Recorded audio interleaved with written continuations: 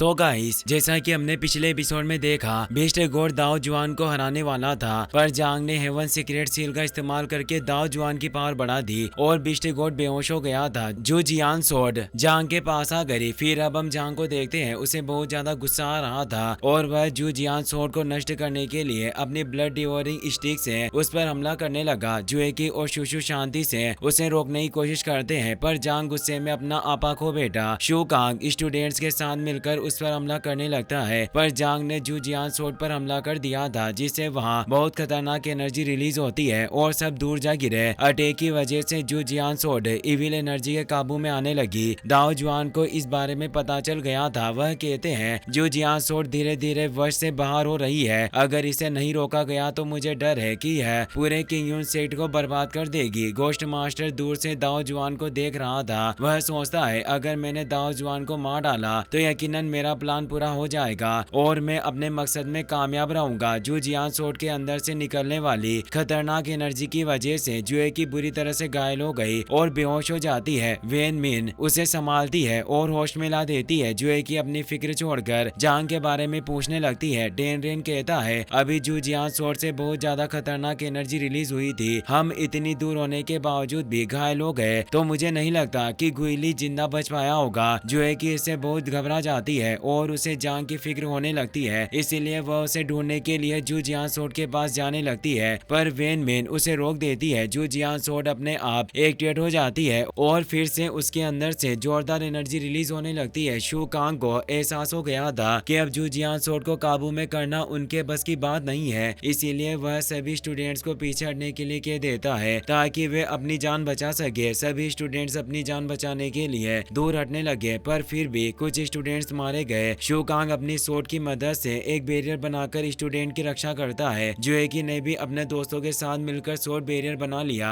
जू जियान सोर्ड एक formation activate कर लेती है। जांग अभी भी वहीं मौजूद होता है और उसे नष्ट करने के बारे में सोचने लगता है, पर वह चाल चलने से पहले जू जियान सोर्ड ने फॉर्मेशन की मदद से उस पर जोरदार हमला कर दिया। जांग गोल्डन बेल की मदद से अटैक से बचने की कोशिश कर रहा था, पर हमला इतना जोरदार था कि बेल के एक झटके में नष्ट हो गई। इसीलिए जांग ब्लड डिवोरिंग स्टिक का इस्तेमाल करके अपनी रक्षा करने लगा। वह कहता है मुझे उम्मीद नहीं थी, पर जू जियान सोर्ड सचमुच इविल एनर्जी की वजह से खून पी रही है। अगर ऐसा ही चलता रहा तो कोई भी इसे काबू नहीं कर पाएगा और यह पूरे किंगयून माउंटेन को नष्ट कर देगी। दाओ जुआन को भी जू जियान सोर्ड की फॉर्मेशन के बारे में पता चल गया था। वह सोचते हैं भले यह जू जियान सोर्ड हो या किंगयून सेक्ट, मैं इन दोनों को नष्ट नहीं होने दे सकता। मुझे कुछ भी करके इन्हें नष्ट होने से रोकना होगा, वरना मैं अपने ग्रैंड मास्टर होने का कर्तव्य निभा नहीं पाऊंगा। वह शांति से बैठकर जू जियान सोर्ड को रोकने के लिए अपनी कास्ट टेक्निक को एक्टिवेट करने लगते हैं। मौके का फायदा उठाकर गोस्ट मास्टर अपने क्लोन्स की मदद से उन पर हमला करने लगा, लेकिन तभी तियानबुई वहां जाते हैं और अपनी फायर ड्रैगन फॉर्मेशन की मदद से उन्हें दूर कर देते हैं। तियानबुई कहते हैं आखिर तुम हो कौन और तुम्हारी हिम्मत इतनी बढ़ गई कि तुम किंगयून सेक्ट में आकर मेरे सीनियर ब्रदर पर हमला कर रहे हो। वे दोबारा फॉर्मेशन का इस्तेमाल करके उस पर हमला करते हैं, पर गोस्ट मास्टर आसानी से उनके अटैक से बच गया। उसकी टेक्निक देख तियानबुई को समझ में आ जाता है कि वह गोस्ट किंग सेक्ट है, पर वे उसकी असलियत नहीं देख पाते। दाओ जुआन ने जू जियान सोर्ड के आसपास एक फॉर्मेशन एक्टिवेट कर दिया था, जिससे सोर्ड के अंदर की हानिकारक ऊर्जा कमजोर पड़ने लगी। मौके का फायदा उठाकर जांग अपनी ताकत बढ़ाकर उस पर हमला करने लगा। गोस्ट मास्टर तियानबुई से कहता है मैंने तुम्हें करोड़ों साल पहले देखा था और उस वक्त तुम इतने ताकतवर नहीं थे। मुझे यकीन नहीं हो रहा कि इतने कम वक्त में तुमने अपने कल्टिवेशन लेवल को इस हद तक बढ़ा लिया। इसका मतलब वो सारी अफवाहें सच थी कि किंगयून सेक्ट के बिग बॉस पीक के हेड तियानबुई का कल्टिवेशन महान है। तुमने मेरे सामने भी अपनी पावर साबित कर दी, इसके लिए तुम्हें खुश होना चाहिए।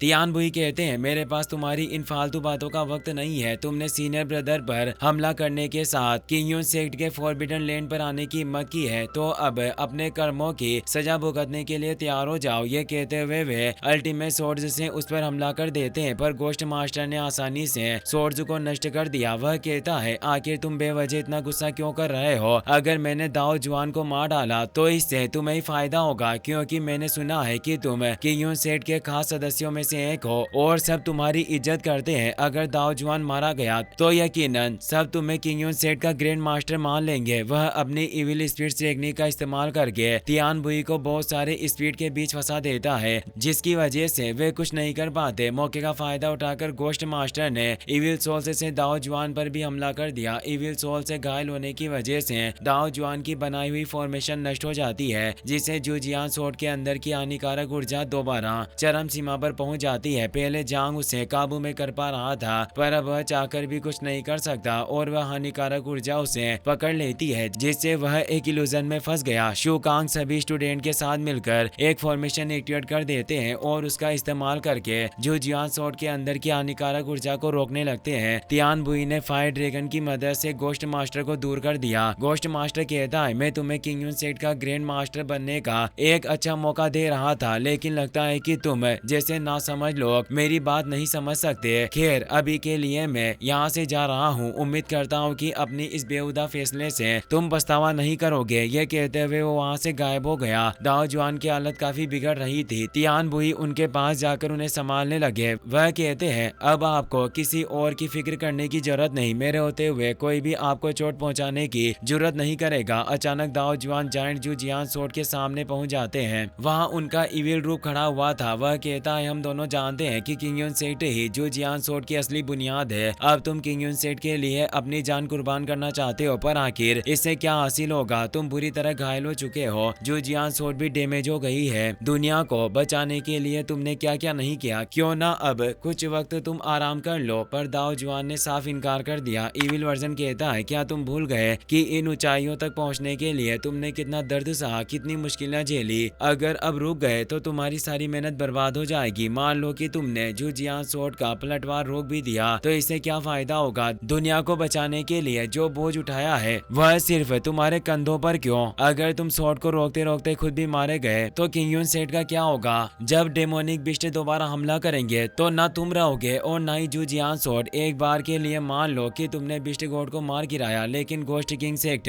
वो तो यकीनन हमला करेगा। तब तुम्हारे साथी उसका सामना कैसे करेंगे? तुम्हें मानना होगा सिर्फ जुजियान सोट ही है जो बुराई का खात्मा कर सकती है और इस दुनिया में अमन ला सकती है। कुछ पल के लिए दाओ जुआन उसकी बातों में उलझ जाते हैं, लेकिन जल्दी समझ जाते हैं कि यह सब हानिकारक ऊर्जा का छलावा है। वह कहते हैं कि यून सेट की हजारों साल पुरानी नींव किसी हथियार से नहीं बल्कि उसके लोगों के नेक दिलों से बनी है। भले ही दुनिया को बचाने के लिए मुझे अपनी जान कुर्बान करनी पड़े, मैं खुशी खुशी इसके लिए राजी हूँ। यह कहते हुए उन्होंने अपनी तलवार सक्रिय कर ली। इविल वर्जन को गुस्सा आ गया और उसने जुजियान सोट से हमला शुरू कर दिया। वह गरजता है, तुम बहुत बड़े मूर्ख हो। मैं शांति से समझाने की कोशिश कर रहा हूँ, पर तुम मेरी बात मानते ही नहीं, पछताओगे। दाओ जुआन लड़ते हुए कहते हैं, मेरी फिक्र करने की तुम्हें कोई जरूरत नहीं। जब से मैंने जुजियान सोट अपने हाथ में उठाई थी तभी कसम खाई थी कि अपने फैसलों पर कभी पछतावा नहीं करूंगा, चाहे उस फैसले में मुझे कितनी भी तकलीफ क्यों ना सहनी पड़े। इविल वर्जन गुस्से में उन्हें मारने की कोशिश करता है, लेकिन दाओ जुआन हर हमले से बच जाते हैं। वह कहते हैं, जुजियान सोट को हाथ में लेने से पहले ही सोच लिया था कि इसके अंजाम का सारा बोझ मैं अकेला उठाऊंगा। अपने सेट के लोगों को मैं किसी मुसीबत में नहीं डालूंगा। यह कहते हुए उन्होंने जबरदस्त वार किया और इविल वर्जन को पूरी तरह से नष्ट कर दिया, लेकिन इसके साथ ही जुजियान सोट के अंदर से और भी खतरनाक एनर्जी फूटने लगी। शू कांग की बनाई हुई फॉर्मेशन में दरार पड़ गई और उस एनर्जी ने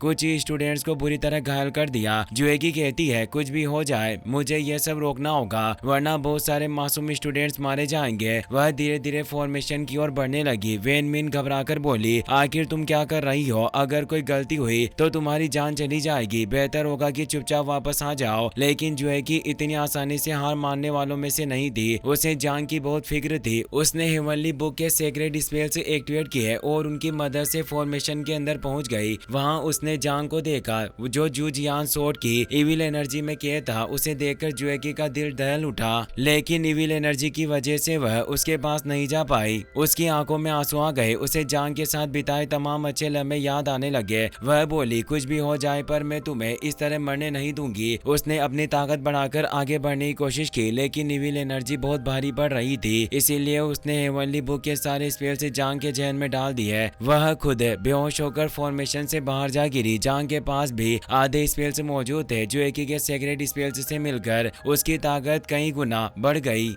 अचानक उसकी बॉडी में गोल्डन लोटस जाग उठा और सेक्रेड स्पेल्स की एनर्जी ने उसे जूजियान सोर्ड की केस से आजाद कर दिया। यहाँ तक कि मिस्टिक फ्लेम मिरर भी अपने आप एक्टिवेट हो गया। जांग ने अपने गुड और इविल पाथ की शक्ति को मिलाकर जायंट स्टिक से जूजियान सोर्ड पर हमला किया। भयंकर धमाका हुआ और जूजियान सोर्ड सामान्य होकर जमीन पर गिर गई। यह देखकर सारे स्टूडेंट्स दौड़कर तलवार की ओर जाने लगे, पर शू कांग ने उन्हें रोक दिया। वह कहता है अगर मैं गलत नहीं हूँ तो जूजियान सोर्ड की असली शक्ति जाग चुकी है, पर शायद वह अभी भी खुद पर काबू नहीं रख पा रही। अगर हमने कोई गलती की तो यह तलवार दोबारा बेकाबू हो जाएगी। तभी अचानक जूजियान सोर्ड के दो टुकड़े हो गए। यह देखकर सबके होश उड़ गए। शू कांग को समझ नहीं आ रहा था कि हजारों साल पुराना इतना ताकतवर एशियंट वेपन इतनी आसानी से कैसे नष्ट हो गया। और इसी के साथ एपिसोड यही खत्म होता है।